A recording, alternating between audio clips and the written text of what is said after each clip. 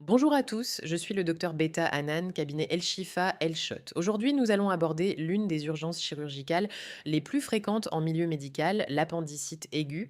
C'est une pathologie que tout le monde connaît de nom, mais qui nécessite une compréhension précise pour un diagnostic rapide et une prise en charge efficace.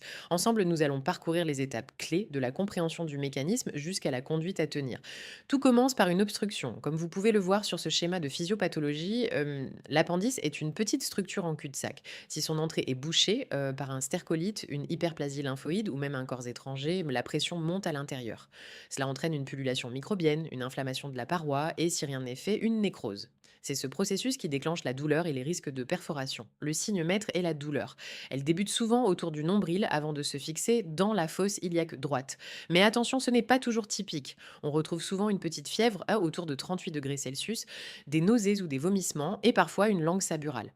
L'examen clinique reste crucial. Le médecin cherche une douleur provoquée au point de McBurney ou une défense abdominale.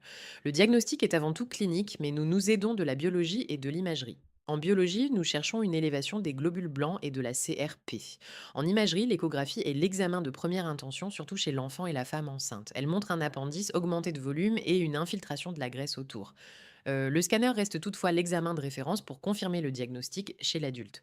Pourquoi l'appendicite est-elle une urgence? Bon, parce que son évolution peut être redoutable. Sans traitement, l'appendice peut se rompre. On passe alors de l'appendicite simple à la péritonide, qui est une infection généralisée de l'abdomen, ou au plastron appendiculaire. Ces complications augmentent considérablement la lourdeur du traitement et le temps de récupération.